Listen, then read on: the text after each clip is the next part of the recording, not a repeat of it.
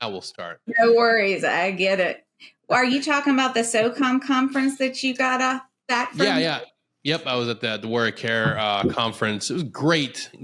But the one thing about, everybody thinks that you're either an extrovert, introvert, and it's a very fine, definitive line. And the reality is you can be a little bit of both, from column A, column B.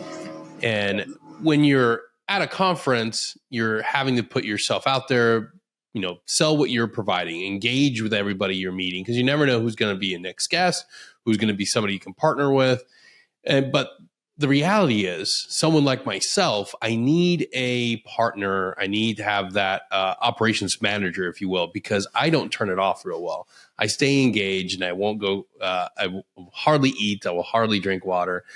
And what you end up doing to your body is you end up stressing it to the point where it has no other course of action except to give you that inflammation response, to give you that shutdown code. And then you wake up like I did that Friday, just destroyed. But just like we were talking about a little bit earlier, it's that. But what a relief and a great gift it is, understanding your body's way of telling you, like, hey, you're doing too much. Slow it down. Before you would just be like, oh, I've got a flu. And the reality is like, no, the moment you stop, you get a full 8 hours of sleep and you rehydrate and you put good food, keyword, good food back in your body. Right? You'll notice that you start going back down and you start getting back to that point of like, oh, wait a second. Oh, now I'm feeling great again. Yeah. Isn't that interesting how that works? Yeah. Who would have thought? A little like TLC and, leaning into some wellness does a lot for sure. Yeah. So Tricia Houghton, today you are our guest on Security Halt podcast, and we're going to talk about stress. Let's do it. Which is something that I'm intimately involved with, especially now in my capacity on the backside of it, because nobody knows stress like the soft professional, our military professionals, and even our civilian leaders. And honestly, stress is a part of life. But we have these great salesmen, these carpetbaggers who are coming out of nowhere selling you the secret to stress-free. Oh, that's right. Yeah, but the reality is you're never going to be free of stress. It's understanding how to deal with it. So let's jump into that. Tricia, tell us about you. Tell me about what you've got. Oh, man. Well, honestly, it started off as a joke, but now I'm just fully owning it. I am a stressalist. So what is a stressalist? Well, it's me. And essentially, I specialize in all things stress, the body, the stress response, the nervous system, how that all is interwoven into the lives and the roles that we lead. My first career was under the umbrella of psychology, and I spent most of that time, about 15 years, in a one-to-one, but also group facilitator role, and then, traveling to various crises and things like that. Loved what I did. Thought it was, really hard work, but really good work. Then about 6 years ago, I'm just headed to work and I am fighting sleep out of nowhere. Like as if someone drugged me and it's starting to take effect. And I'm like, what the hell is going on? I don't live in a big town, so this was not a long commute, thankfully. However, it took my attention enough while I'm gulping my coffee and going, this is so weird. And so I get to work, right? Give it a little bit of time, like, stress, right? Like, it's a stressful job. Maybe 100 other reasons, didn't sleep well, blah, blah, blah. I have a lot of health history, so it's not a shock factor. So I was like, well, it is what it is. Kind of like died down, so to speak, until next day, right? Yeah. Same thing, except now it's from the get-go. And I'm like blasting the radio, and I'm sure I look like absolutely crazy. Windows down, air blasting, just trying to pry my eyes open, almost, seriously. I almost stopped that day, but I was right around the corner. Sure enough, get to work, feel really strange for a while, and I'm like, something's wrong. Something's really wrong. I don't know if I'm getting the worst, flu ever, right? You just said, or whatever question mark else. And then long story short, third day, same thing, but I pulled over. I was like, I am not going to make it. And if God forbid I do something to someone else, classic putting others before me. Like, of course I don't want to do anything to me either. However, I struggle similarly in a serving community to be like, oh, I'm reason enough, right, to just pull over. So I did. You're sounding a lot like a Green Beret right now. I know, right?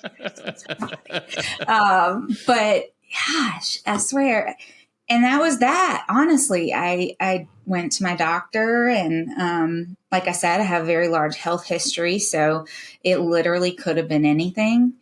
And they were like, well, your nervous system is stuck on. And I was like, what do you mean? I think I'm probably legitimately said, that's a thing? Nice response. However, I didn't know this. And so I was kind of taken back, right? Because in my training and in my field, you're told two things, and it is drilled into your brain. It is make sure you keep up with your own counseling. You're going to see a lot, do a lot, right? You need that. Mm-hmm. Number two, it's not if you burn out, it's when you burn out. So again, keep up with number one because number two is going to happen. Yep. And so outside of that, and obviously like classroom education and hands-on tools, but apart from that, that was what we knew.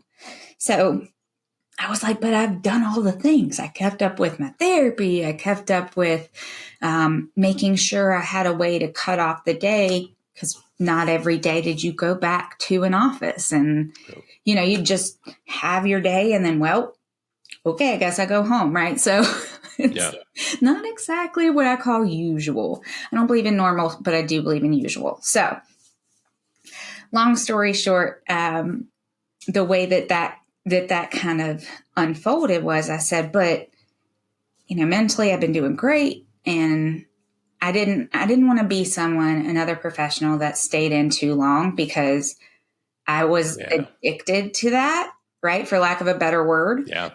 Or I'm just doing so much good and being the helper, even though I'm like burning it down because I'm not okay. Right. So I had that growing up. I'm not going to lie.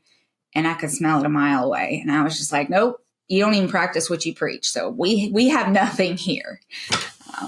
So I was like, but I've been doing all those things. And they said, yeah, but I had 14 surgeries by 34. And so holy cow, my doctor said, but yeah, Trisha, your health history, right? It's not just your work. She said, when I knew she knew the answer, so it was pretty funny, but she said, when was your first surgery? I said 5. She said, okay. And how did 0 to 5 go? And I was like, constantly in the hospital. She's like, okay, so this crash has been coming from then because every surgery, just like every time you spin up, right? It is fight, flight, no matter what. Even if you're doing well, that doesn't matter. I think we have this connotation, Denny, that if I'm stuck in fight, flight or something like that, or I'm, just struggling, something's wrong with me. Like it's me. And that's the number one thing, honestly, that I'm trying to change is there's a lot of things I want to do, and I'll share kind of what I do to help remedy some of that. Mm-hmm. But the one thing that I want is this is not an issue that most people know about. I do a lot of one-to-ones, and in the past 2 years, I've had 4 people tell me that they knew what nervous system dysregulation is. They didn't know it by the name, but they knew your when I said fight, flight, got stuck in the opposites. And they're like, oh, yeah. I was like, okay, so have you heard of this? And they're like, yep. I said, okay, can you tell me, though, what to do for it? Nope. Can you tell me what it looks like? Nope. Okay. So 4 out of literally hundreds, if not 1,000. Yeah. And so I said, okay, this is not okay. To backpedal, I grew up watching, seeing 9/11, and I've always clicked with veterans. It has never been something I've tried to be like, oh, this is cool. And like, nope, just a natural clicking. And so I knew in some capacity I would be here in some way. I just didn't know this was the way. Yeah. Long story short, I started my long recovery and had to end that career and focus primarily on being able to come back. I couldn't control if I was awake or asleep. I would wake up literally, and this was only during the day. And I would wake up and be like, did I move? And everybody has their different impact levels. And then I was wide awake at night. I mean, so annoying. And that's, of course, our cortisol saying, basically with nervous system dysregulation, all the hormones are inverted. So we get most of our cortisol during the day. That's what's healthy. When you have dysregulation, it's opposite. So that's why I was awake all night, is because I'm getting all the cortisol and it thinks we're just during the day, and it's not. So I spent a very long time with a large team learning about this because I didn't know if I was the idiot that missed the memo. So I literally went down a path of who else doesn't know because I was like, watch all of my colleagues know. And I'm just over here missing the memo. But I didn't. I asked around and they all said the same thing. No, I didn't, but it makes sense. So I thought, okay, well, gosh, how do I ask this on a larger scale? Right? How do I ask who else doesn't know in the veteran community? And so I thought about that one for a minute. And lo and behold, call it fate, call it serendipity, I don't know. But I go to PetSmart one day and I've got my psych sweatshirt on, didn't even realize it at the time. But I see this big old guy and he's about 6'5" and 400 pounds with a Great Dane. And he is doing this, And he goes, psychology, huh? And I said, oh, yeah. And throw my hands up. And an hour later, he said, Trisha, you've just described everything that's been going on with me. I'm a soft veteran and I have no idea what to do. Would you see me on the side? And I thought, interesting, right? So I said, you know what? Give me your name, give me your info. I'll look into it because I do want to do it right. I'll get back to you though either way. And he became kind of patient zero, if you will. Coach E0. I hate to say patient. This is too clinical. But I had built basically, and this is kind of was the start of the coaching for me, was I built a nervous system reset program. I'm a research geek. And so I dove in when I knew this was a thing and I had it. And I was like, okay, well, it's going to take everything. And we would throw mud at a wall and then it's still not okay. And so I was like, okay, well, clearly we don't know enough about this in a multitude of ways. So I'm going to kind of do a deep dive alongside trusted doctors and take my history of knowledge and then my added knowledge and create this full reset. And it really was the holistic part that took me over the edge to finally get better. The last component for me, I will never forget, was nutrition. And I did not eat bad.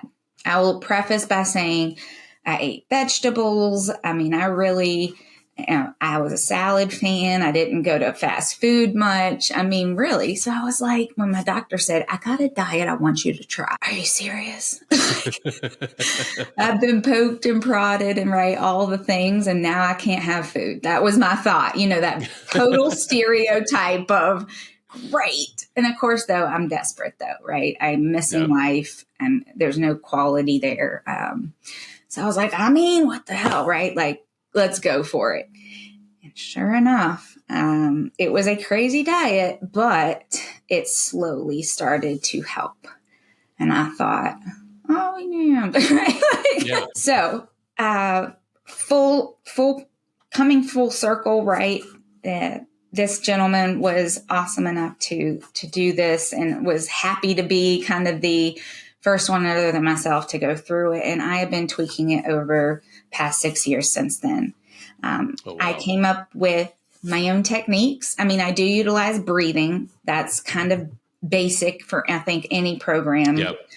But other than that, it's modifications of things that I learned or kind of put 2 and 2 together and said, oh, well, let's try this. And that really helped. And I now work with specifically SOF and SEALs community. However, if you are super stressed or you learn about my program and you want to go through it, absolutely. I think anybody can benefit from it. It's just that it was designed specifically to work with exactly what you said when starting this, the hardest of most tried nervous systems, which to me, I agree, Green Beret, SOF, SEAL, that entirety. So my thought was, if I can get it to work for them, everybody else that comes along, which it's open to, it'll work for them as well. And I want to take a moment to acknowledge why the SOF community is such a hard and difficult cohort of individuals to work with when it comes to stress. The gas pedal syndrome. Yeah. When we have to perform, what is the thing that gets you into that winning mindset, or what we think is that winning mindset, that narrow tunnel vision, that hard focus on what we got to do? It's that stress. We put ourselves into that mindset, and it's everything, whether it's performing on a stress test to doing administrative duties. Yes. I kid you not. One of the greatest phrases that you'll ever hear in a team room: it only takes a minute if you wait till last minute. And the reason why so many people become great procrastinators, not meaning that they can't put out great product. Amazing. Yeah. They need put the themselves, adrenaline. Exactly. They put themselves in the last minute situations like, hey, you got to do this brief tomorrow. All right. Go time. And the entire team room is just nothing but like a symphony of individuals just crushing things. They stay up late and they put together this amazing brief. And they're like, of course. Only takes a minute if you wait till last minute. Oh my goodness. What did it do to your body? What did that moment? If you freeze and you're able to dissect that moment in time, that one day, how's everybody reacting to that? Well, Chief's not eating. He's going through 15 monsters, dipping through 4 cans of dip. Yes. Your team sergeant doesn't go home the entire night, rehearses and rehearses and rehearses and rehearses to execute it flawlessly. Yeah. And then, because he's already dealing with insomnia, maybe he drinks himself to sleep the next day. 100%. The whole mindset, the whole thinking, everything's tied together. Yeah. And nobody wants to stop and say, hey, let's peel this layer back.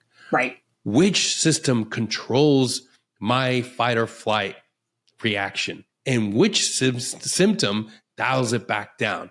Now, how can I enhance the ability of that one system and stop operating in the other? But nobody's talking about it. And you don't know what you don't know. You don't.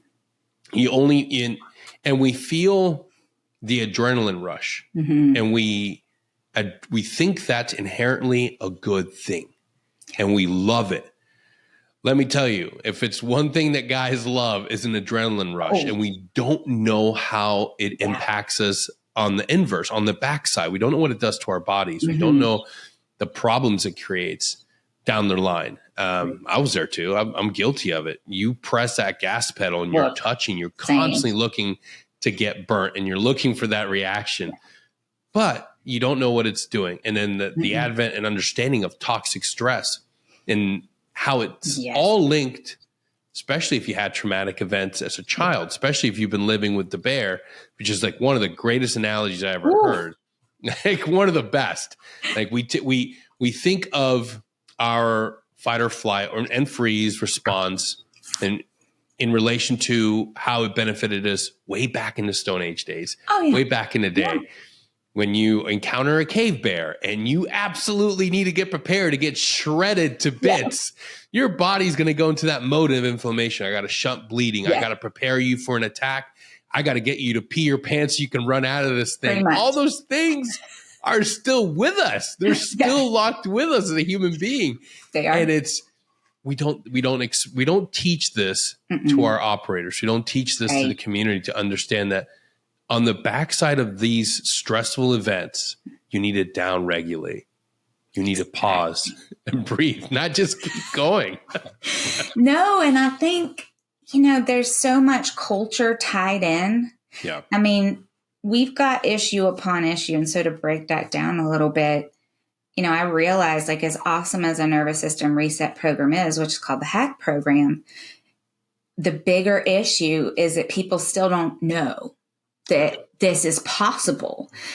They might know what they're feeling, but that doesn't mean they know it's a genuine, like, medical issue, right? Mental, emotional, everything.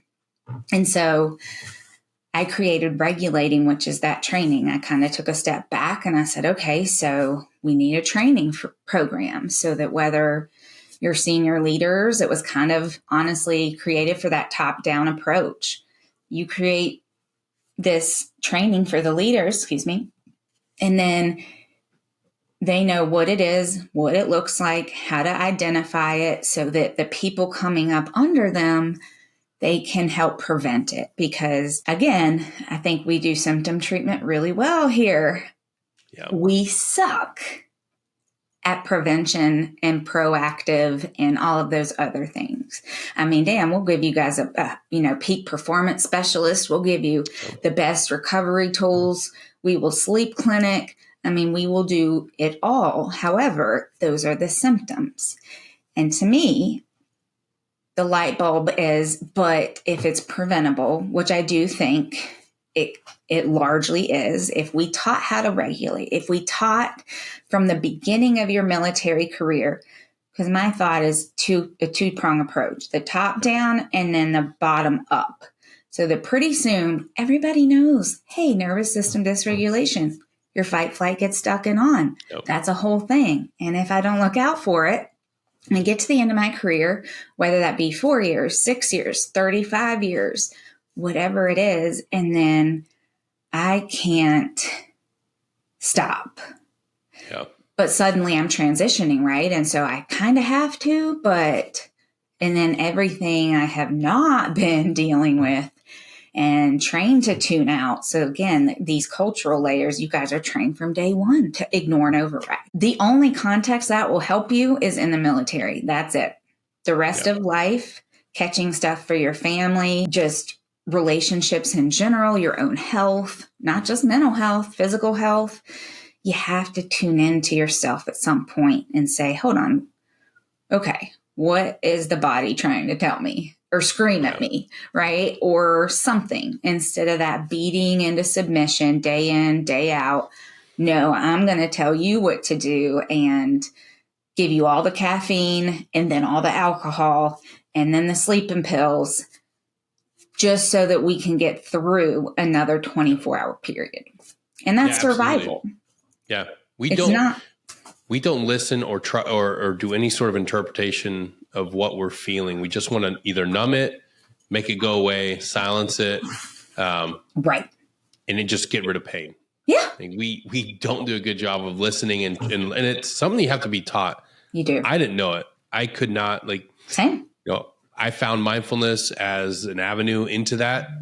Nice. And that's because I was willing to go into it. I wanted to search it out. But a lot of these individuals, you are not going to be able to tell them, hey, lay down and do a body scan. Yeah. Right.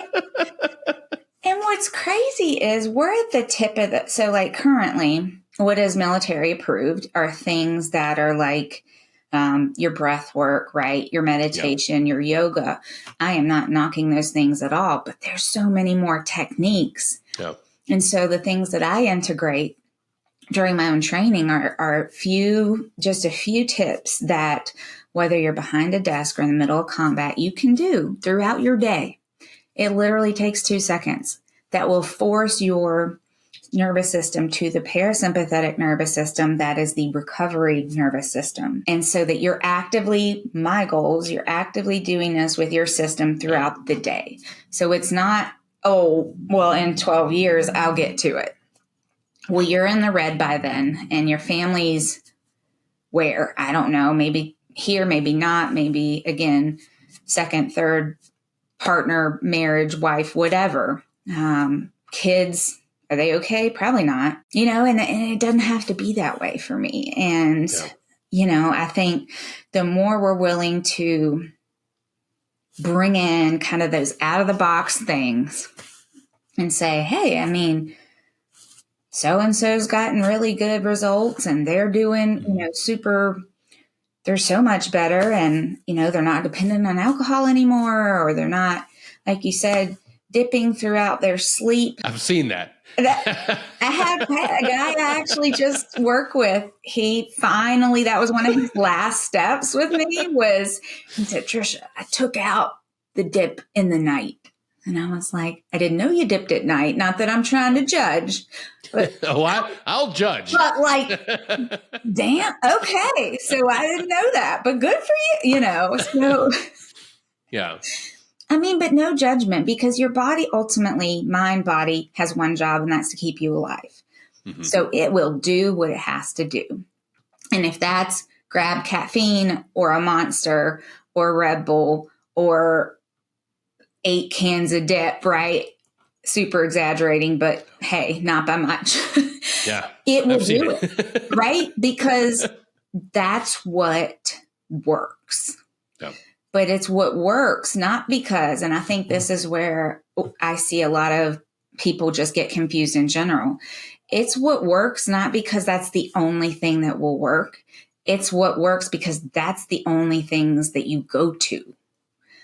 Other things, like you said, breath work, goodness gracious, some mindfulness, some of, my techniques, like your 2-minute field drill, like those things can be an alternative, but you have to actually give it a shot first. Yeah. To actually open the possibility of, oh man, something else could work. Yeah. But I think we get locked in our brain, and sure, right? That allows us to continue to use the substances, right? If we think and tell ourselves this is the only way, well, then we can do what we want to do, except it does not work forever. It might get you through your deployment. It might get you through whatever.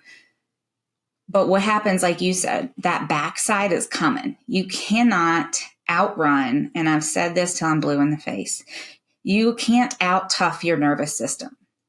You can't. Yep. It's not a matter of strength. And again, what happens when you live in dysregulation over time is if you think of your brain, right, we've got all these neurons and it lights up. Certain parts of your brain get less, fire up less than other parts. And so those are key areas, though, that are responsible for serotonin and dopamine and correct levels of things. But because you're stuck in this firing over here, you don't have enough of certain things anymore. Yeah. So I call it living in the aided family. If this kind of resonates with you, living in the aided is irritated, frustrated, agitated. And then okay, to me, those are your 4 feelings you live in other than add in anger. But you don't get to happy, you're okay. You live in the aided and anger. So those 5 emotions, if that's your world, I would bet money that your entire system is just fried. Yeah.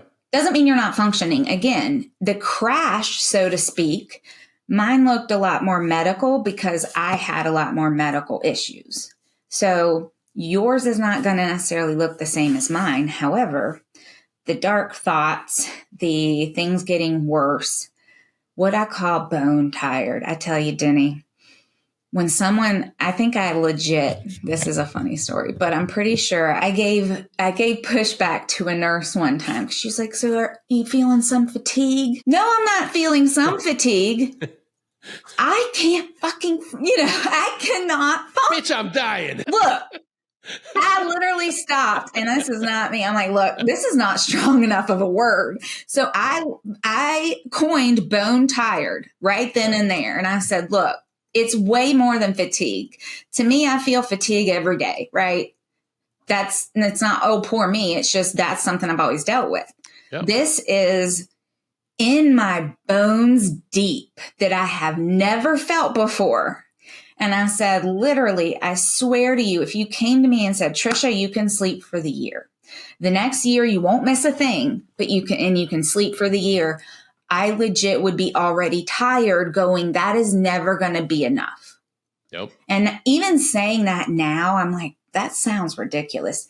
But I know that then that is how deeply, deeply bone tired is the only explanation I'm willing to take on anymore. Because it's more than exhaustion. It's more than sleep deprived. It's more than all of it. It is so deep.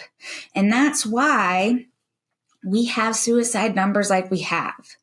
Because when certain areas of the brain don't give you enough dopamine, don't give you enough of all of those things to let you live healthily and kind of, then you get slowly more depleted. And this is not an issue that gets better. It gets worse. The more you pile in the caffeine, the alcohol, that's making it worse because all those things create inflammation and inflammation drives it. So it's kind of this like constant hamster on a wheel. Negative feedback. Yeah. It's constantly feeding. Like, I know it.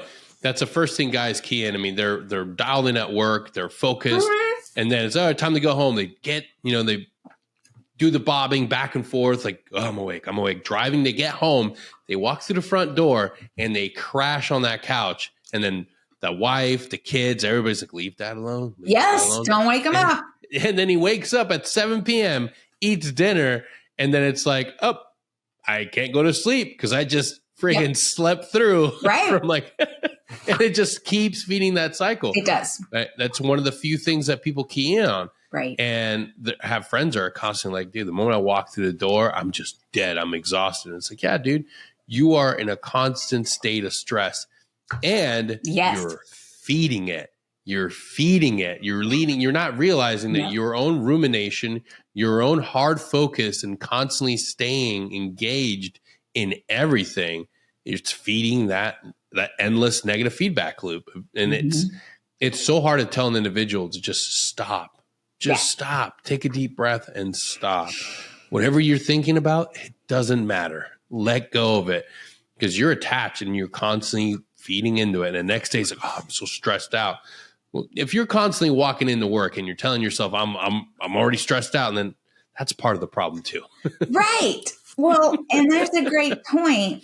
I literally, when I tell people, and I work with a lot of people at the end of their career, just by because they're finally starting to slow down. So that transition space, that was a surprise for me. I'm not going to lie, but I fell in love with it because it made a lot of sense that this would be when people were most willing to make a change, to learn something different, to try something else and say, maybe let's give it a shot because life is shitty either way. And now I'm not going to be at work with all the guys and in the team. And, there's that identity crisis moment too that comes along with it. And we don't talk enough about that. So it just becomes this vicious cycle. And the number one thing I ask people when they're like, well, how do I know if I have it? And I said, you do have it. And they say, well, how do you know?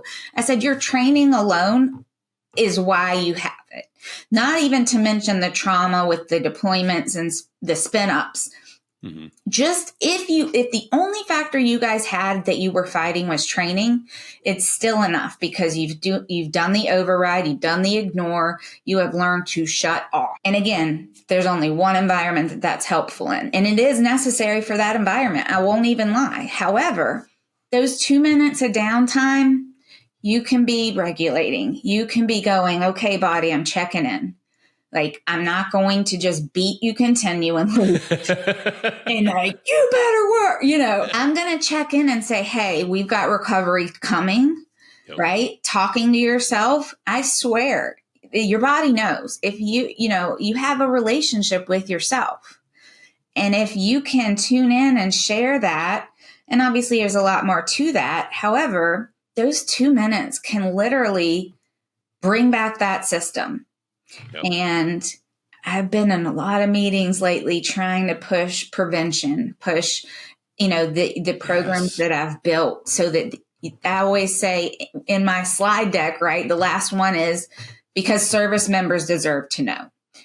You guys know best. You have to know thy enemy, right? It's a whole phrase. It's a whole lifestyle. This is an enemy you don't know about. And we wonder why our suicide rates and our retention rates are in the toilet. I just can't believe it, quite honestly, because it's like, okay, well, it's not rocket science. I just, and what's amazing is I had a very high ranking person in the military recently tell me that they had psych people look at some research on on the autonomic nervous system, on dysregulation, and that breath work, meditation, there was not enough evidence to say that it had any impact on the autonomic nervous system. Denny, I've never heard that before. That was new. I've heard, I've heard a lot. I have heard a lot. No. But I have never heard 3 different very large scale organizations come back, write up, because he put their words in the email, that there was not enough evidence in breath work that it makes any big impact on the nervous system. And for those of you who don't know, breath work is directly tied. You breathing, but with your stomach. I call them pregnancy breaths, because that's how I help people know if they're doing it right. Because the big question is always, am I doing it right? Well, if your stomach protrudes out instead of your chest, you're doing it correctly. And that is an automatic way you engage your parasympathetic nervous system. And we already teach it in the military, especially heavily within SOF. And I was that was my other confusion. And so I sat on that email for a week because I just couldn't write anything that didn't seem sarcastic back. And I wasn't trying to be. I just was so stumped that I was like, I legit, and I typed it when I finally sent it. I said, I legitimately don't know what to say. I don't want to come off as disrespectful, but this couldn't be more incorrect.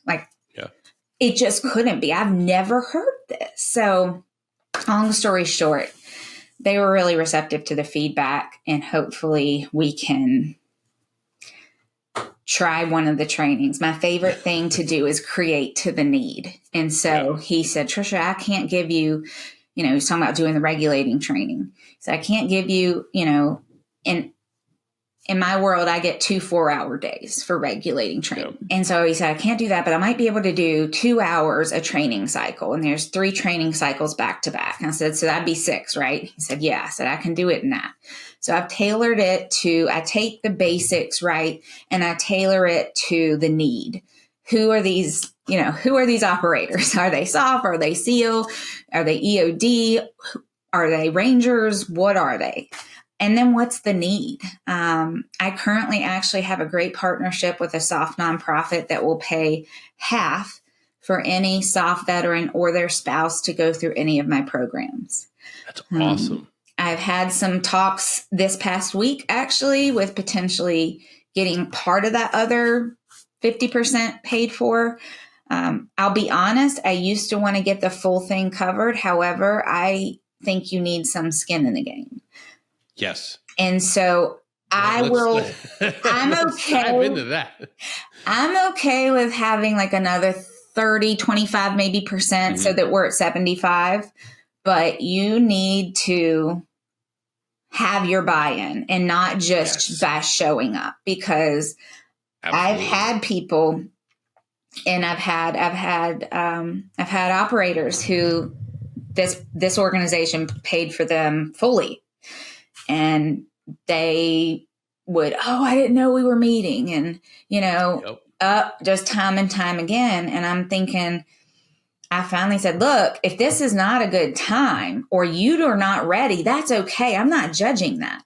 Just tell me, because it's wasting my time and someone else's dollar that can be used for a guy or a person that is ready. So people might not love me for that, but I'm like, look, I don't want to I said it the other day. They're like, well, you think you could get another organization to eventually cover your other 50%? And I said, yes, but I don't want that.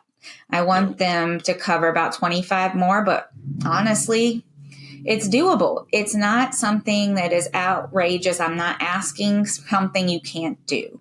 Yep. I will even create payment plans. I'm telling you, my one criteria, Denny, is that you want to. Yep. You are ready. I always say, look, I can push as hard as you do, but I can't push harder. Yeah, it's the reality of the situation when it comes to your mental health journey, when it comes to your healing. You have to be an active and willing participant. 100%. You have to come to this realization, and it's that coming to Jesus moment. Wherever it happens on your journey, wherever it occurs for you, you have to want it for yourself. Yes. You can't do it for your wife. You can't do it for your kids. You have to be willing to do it for you, because that's the only relationship you're going to have for the rest of your fucking life. Mm-hmm. It's life or death, whether you want to believe it or not. Right. Like, we now have the science. We now have the white paper studies. We understand the operator syndrome is at the forefront of every discussion right now on every channel. If you're a soft individual, you understand that this is something that you're going to have to deal with. If you don't start combating this and you keep kicking that can down the road, what's the reality of your life? What can you expect of? You're going to transition. You're going to take the same mentality that you have in the same relationship with stress, and you're going to copy and paste that in your next endeavors. Right. Your wife, your kids, if they matter to you, you're going to want to address this, because the reality is stress doesn't just affect you. It bleeds off into every other relationship in your life. If your wife's already telling you this specific phrase, and I say it all the time, if your wife or your kids say, Dad or Love, I feel like I'm walking on eggshells around you, it's time to get help. Right. I just spilled my coffee down myself, so I apologize. Like, I'm just blotting off, if you see. This is real life. This is lifing, right? That's life. But you're right. And look, reality is not necessarily a fun thing, right? Yeah. That's why we do all the substances we do, if we're being honest. And I always say, look, I can only help you if you're honest, because no one can do anything with dishonesty. And I agree. You don't have to do the honesty all at one time. I help kind of regulate that. But being honest as we move through things. I'm not a counselor. I'm not a therapist. I am fully a coach now.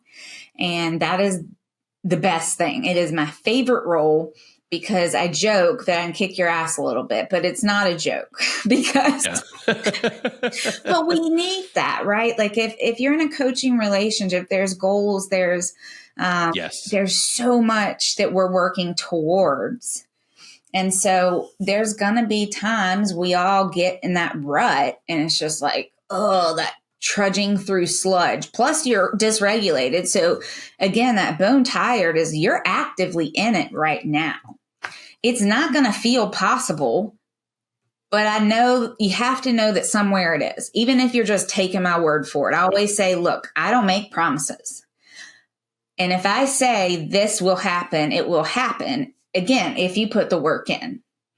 Now, I'm not going to promise a certain outcome. Usually it's much better, but it will be different either way. I've had a lot of really cool success lately, and meaning with other operators. I have a guy that's deployed right now, and yesterday said, Trisha, I am training less and I am more accurate in my shooting. I am more accurate in, he just goes off this list. He said, I didn't expect any of that to improve, and I'm training like 3 times a week, but I don't need to do it more. And I thought that was super cool, because in working with transitioning service members, I didn't have yet the active duty input. Yep.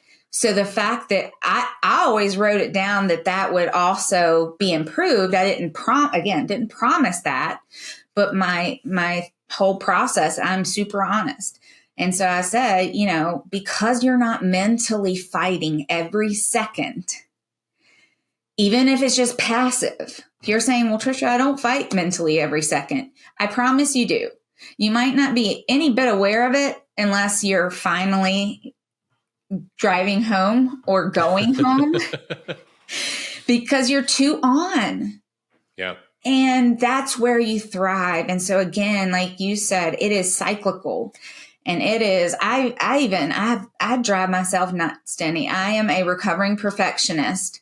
I mean, procrastinator, that too, though, because I would 100% get to that red line. And I'm like, no, this is the clutch. This is how. Yeah. And I can't stand that. And so I do my very best now, weeks out, I'm giving small increments. Yeah. And that's a way better to operate. And I know that even in this endeavor, when I take my time, stick to my schedule, do my production as I should, I don't end up in that state of like, oh, fuck, it's Sunday night and I have to do this and edit and post shit. No. No. Stick to your schedule, break that conditioning. Right. And it's not a perfect linear path. You're going to have little hiccups. You're going to fall back on old habits, because what is the one thing we know? Old habits die hard. It's understanding who you are as a person and being able to have grace, understanding that, like, okay, absolutely, you spent a career or perhaps your entire life developing these habits and you've operated this way. You cannot expect to break this relationship with stress overnight. And you cannot expect that. And I'll add this in. I think that is one of the number one hindrances I see, is because to me, you have two goals every day. You have the goal, your big goal, right? Like the one that you are after. But then you have the everyday meeting myself in the moment goal. Yep. That to you might seem really small. I don't believe in small goals, because if it moves forward, if it moves you forward, it's not small. So at first I make those two goals every day. Got your one, your big, goal. And then you got the daily one, because we have different needs every day. We need to push more some days, and some days we need to push less. We need to show up for ourselves in different ways, for our spouses, for our kids in different ways. And that is different by the day. And I always say, look, if you want to say you're going to, lose 30 pounds by tomorrow, obviously this is a huge exaggeration as well, but that's about how they make the goals initially. And I'm like, or we don't, because here's what I need. I need you to go slow and consistent. That is the pace. It is not here to there, because guess what that does? That's a whole lot of nervous system onness. Yep. We don't need that anymore in that way. You need it, don't get me wrong, but you don't need it to stay on. You don't need it in that capacity. You don't need the same amount as you did when you're kicking in doors in the middle of Iraq. That's not the pace. And so when I say, well, people say, well, Tricia, how do I know? And again, yes, you're training, but if you can't sit still, that is not usual. If you cannot sit still, whether that's I'm tapping, I'm, banging on something, I'm shaking my leg. If you cannot, I've had guys go, Tricia, I'm going fucking crazy. And I was like, you're not, but I hear you. Like, I've mowed the grass 7 times in a day. Said, okay, what do we need? Right. And so it's a tuning in process with me. I teach you, how to tune back in, and not in this like weird way. Okay, people, I know what you're thinking, but just at the basic level of like, okay, what do I need? And it's not anything grand. It might be a glass of water. It might be a healthy meal. It might be a date with my spouse. It might be to chill out and just sit. These are not having to be, I got to go train for that marathon. No, don't. Don't. But, I always say it's saying no so you can say yes for the rest of your life. Because if you continue to say no, you're saying no, not just to now. You're saying no to all the things that you've always wanted. Family, friends, careers, experiences in life. So say no now to say yes long term. That's perfect. And here's the thing. I tell Denny, I say it every time people ask me, we do a one-on-one always for free, at least the first time, if not the first 2. And it's, questions and honest feedback and giving them an idea. And they'll always say, oh, goodness gracious, I totally lost the thought. What is it they always say? That's okay. TBI. That's right. Oh, man. But I deal with that on a daily basis. And now I can just laugh through it. It's, you were saying you deal with clients and you talk through this on a daily basis. Yes. And so what I tell them is that we have to do these daily meet yourself in the moment goals so that we get to the big goal. So it's not a judgment. It's not, I'm a pansy. Like, this is ridiculous. Yeah. The self-talk sucks. And that's the first thing I tackle. But in the military community, how do you pump yourself up? A lot of times you pump yourself up by shredding your fucking self about this all the time. I talk about this all the time. This is not helpful. The self-esteem. Yeah, the self-esteem versus self-compassion. Self-esteem will leave you high and dry when you fail, when you're dealing with something personal and ugly and painful. You got to develop self-compassion. It's the only friend that you're going to have for the rest of your life, regardless of where you are. It's you. Well, that's if I can't tell myself something kind and loving and supportive when I'm facing critiques and judgment from the rest of the world, then I'm not a really good friend of myself. No. And that's what I want. That's the relationship I have now, and I'm grateful for it. And we're human. I have days where I'm a real critic. If I screw up an interview, if I don't do well, right. Hey, you know what? It's okay. It's okay. I'm going to wake up tomorrow and I'm going to crush it. And that's the way we need to talk to ourselves. Right. But we have grown up in a system where, we were athletes, where we heard about the importance of being humble and the importance of being able to critique yourself really heavy. And then we go into the military and we learn AAR style, where it's you judge yourself really hard. You can judge yourself and you can critique and you can observe, but you don't have to judge every little thing about yourself and then shit on yourself, thinking that that's going to motivate you. No, fuck that. Dude. Well, but let's go back to the culture training. You had drill sergeants that tore you to fucking shreds. You piece of shit. Yeah. Get the fuck up. Blah, blah, blah. Right? Yeah. So what internal voice do you use to pump yourself up? You're going to use, we are all to some extent a product of our environment until we decide, let's change that. That's not healthy, right? Like, we don't need to do that anymore. And so the first thing I say is, look, you're going to get a whole lot more results from this if you work with yourself, being kind to yourself, meeting yourself in that moment in the day, rather than beating yourself up with shoulds and coulds and fuck ups and all those other things. If we can work with ourselves, it is 100% going to go a lot smoother. But we have to kind of revisit that tape in our head and what we've learned, how we've learned to talk. We're just real life today, Denny. We are really in it. And we're back after a minor surface connected issue. All good. Oh man, gotta. The dogs are a vital part of the work I do here. And they run part of the studio, and they decided they were going to take out the internet, but boy, love their help. You know what's funny? This reminds me. You were saying that you might have messed up in an interview, right, and didn't crush it. That's kind of very similar to the mentality, because what if, to me, you still crushed it? Because you did it. We're human. We can't be perfect. Yeah. Crushing it doesn't look like perfection. Crushing it looks like showing up the best you can. You're going to fuck some things up. And that's totally okay. You can own it. You can move forward from that. But it doesn't mean you failed if you didn't do it perfectly. Yes. Like that's the best understanding is I had the way I viewed life while I was still in was that you give 100% every single day. And that 100% was 100%, 100%. That's not the reality. No. In life, maybe your 100% for that day was 60%.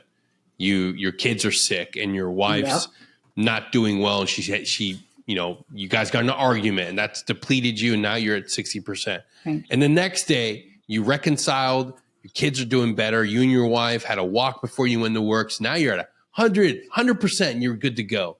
Yeah. That's life. Right. You show up at what your highest capacity available. Mm-hmm. Now it's different if you show up and you don't give a damn.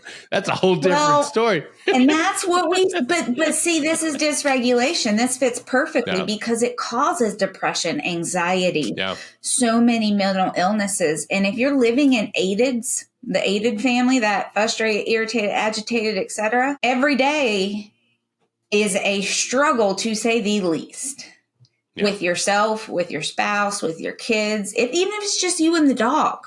Nothing is small, nothing is easy, nothing. And that's how we get to that dark moment that I am really trying to have not happen, so that Yeah. when and if you get to the red, you go, wait a minute. I think there was a girl or a woman somewhere that told me that this might not be all my fault, that there might be something else to blame other than me. Because currently, with the lack of education, training, awareness about this, that's what people awesome across the board are getting to the red and being like, I'm making life harder. I'm miserable to both myself and others. It is me. Yep. And I can't. And they think this is just how hard life is and I can't hack it. Yeah.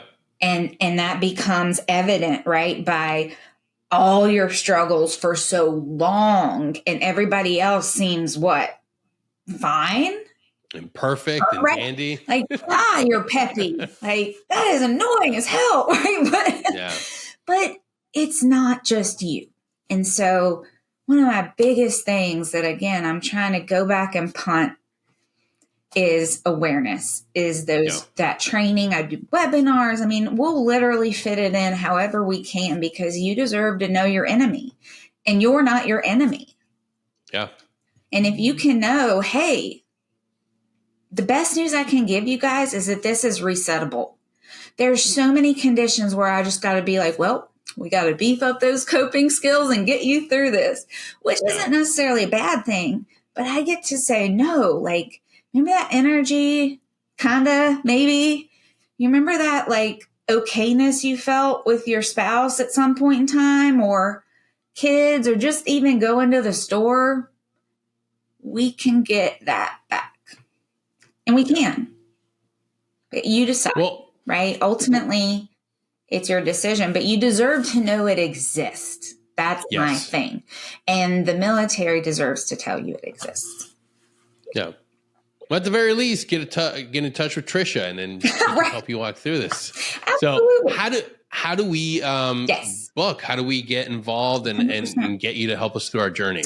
So you can email me at Stressalist, right? There's that thing again, stressalist@gmail.com. You can go on LinkedIn and type in, Tricia. I should come up. And honestly, there's stressalist.com as well, which is my website. I'm updating it to add in some new things, new trainings. And so I'm looking for kind of a cohort of 4, I'll be honest. So usually the hack program's done 1-to-1. That's the reset program. Mm-hmm. However, I love groups. I am a big fan, and I will always personally, as a provider, offer 1-to-1 and groups, because as great as anybody is 1-to-1, I can't give you the experience of hearing another person that's gone through the same thing say something that you thought just you were super fucked up because of, and it was only you. And in your 2 seconds, that your whole world has changed. Yeah. So I've created a version that is a cohort of 4, very small, so that everybody still gets the time and energy that they deserve. I provide text support in between the weeks, so that if we need to change something, because we do a wellness plan, a holistic wellness plan, first time that you work in between our meeting times or our group times. And then we alter that based on, how you're doing, how your body's responding. It is kind of like a secret sauce. So we do, okay, let's tweak this, tweak that. It's like I said for myself, that my last thing was that nutrition piece. And then literally it was wild how impactful that was. And how much does it cost to do participate in that 4-person cohort?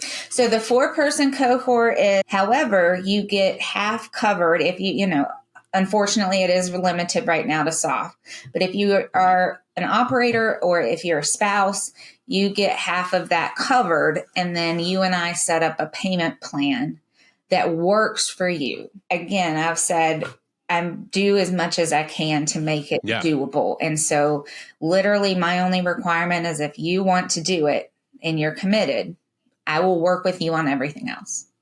Hell yeah. So Well, let's do this. Let's get somebody. Let's get 4 people. Yeah. And when this airs, I'm going to start pushing and doing the social media advertisement. But let's get 4 from the audience. Let's try to get 4 soft individuals. I got one I'm going to throw in there. I'm going to, as soon as we're done recording this. Nice. Excellent. Because that's the number one thing he's dealing with right now. And I know he needs this. So I'm going to be sending at least, so hopefully. Well, sure, of course. It is individually. And, people like to reach out to me and then, you do the... Yeah. But I don't care. That's part of the process, right? And I understand. I don't take it personally. It's totally okay. If you want to reach out, I'll be happy to chat, share more about it with you, and even options. And if you don't want to do a full program, we have individual sessions we can do. I'm starting to offer more groups as well that are just kind of support based. Perfect. So.